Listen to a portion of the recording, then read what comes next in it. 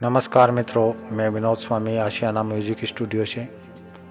मित्रों, आज मैं आपको दिखाने जा रहा हूँ चित्तौड़गढ़ फोर्ट में स्थित महारानी पद्मिनी का वो महल जो सन 1302-3 ईस्वी यानी लगभग आज से 717 साल पहले बना था। महल को फारसी शैली में बनाया गया था। यह महल के बाहर का दृश्य है। पर्यटक बड़ी मात्रा में यहाँ इन स्थलों का दर्शन करने के लिए आते हैं। महल का मुख्य प्रवेश द्वार जो कि प्राचीन और विशाल है, यहाँ गार्ड साहब टिकट चेकिंग के बाद ही अंदर जाने की अनुमति देते हैं। ये चारों ओर का दृश्य बड़ा ही मनोरम दृश्य पैदा करता है पर्यटकों के लिए। हरा भरा क्षेत्र इसको बनाया गया है। हम प्रवेश द्वार से अंदर प्रवेश कर गए हैं। लंबा चौड़ा दालान है, हरा भरा है और इसी के बीच में यह एक विशाल और पुराना वृक्ष भी स्थित है। इमारतें ज़्यादा प्राचीन नहीं लगती देखने से। 717 साल पुरानी तो ये इमारतें हो ही नहीं सकती। इतिहास बताता है चित्तौड़गढ़ फोर्ट पर समय समय पर मुस्लिम आक्रांताओं ने हमले किए। इसके अंदर स्थित मंदिरों और महलों को काफ़ी तोड़ा फोड़ा गया। तो संभव नहीं है कि पद्मिनी का महल जो मूल स्वरूप में था वही आज हम देख रहे हैं, क्योंकि दीवारें ज़्यादा प्राचीन नहीं है। दीवारों के ऊपर कई जगह छत भी नहीं है। तो संभव है कि आने वाले समय में मेवाड़ के शासकों ने महारानी पद्मिनी की स्मृति को जीवित रखने के लिए इन महलों का पुनर्निर्माण या मरम्मत कार्य करवाया हो। यह पानी के बीच में स्थित पद्मिनी का ग्रीष्मकालीन निवास स्थल बताया गया। इमारत छोटी है और ज़्यादा प्राचीन भी इसकी बनावट नहीं है। तो हो सकता है कि इसी स्थल पर दूसरी इमारत रही हो और बाद में इसको दोबारा निर्मित किया गया हो। सीढ़ियों को देखकर ज़रूर लगता है जो तालाब के किनारे की सीढ़ियाँ हैं वो प्राचीन लग रही है।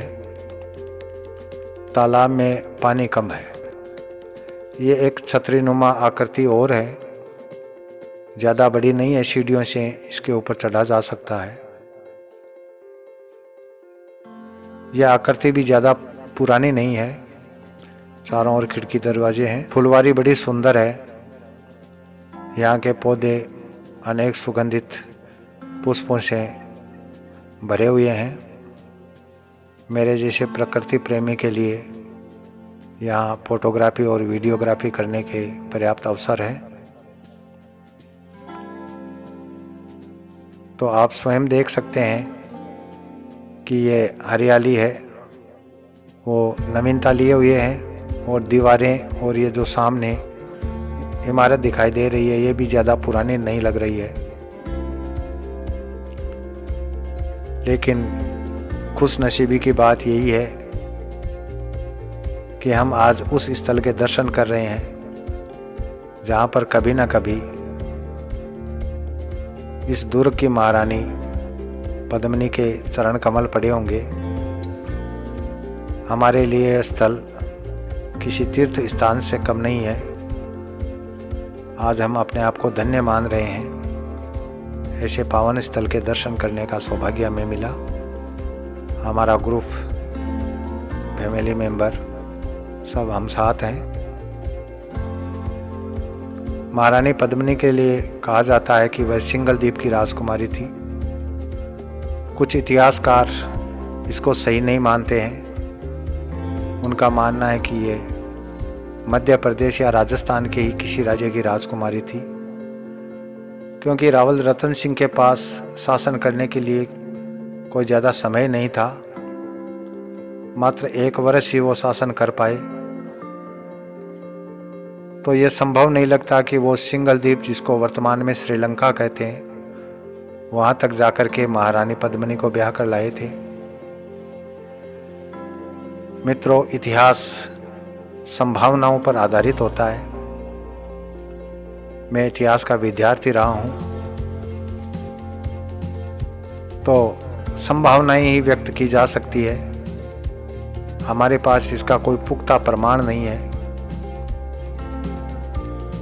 और भारत में इतिहास लिखने की कोई समृद्ध परंपरा भी नहीं रही है। लेकिन मलिक मोहम्मद जायसी के द्वारा लिखित महाकाव्य पद्मावत के आधार पर एक कहानी रच ली गई है। अब कवि की कल्पना अलग चीज़ होती है और हकीकत अलग होती है। पावन धरती को नमन करते हुए अब आपसे विदा लेते हैं। अगले वीडियो में एक नए स्थल के साथ, नई जानकारी के साथ आपसे फिर रूबरू होंगे। तब तक के लिए मैं आपसे विदाई लेता हूँ। जय श्री राम।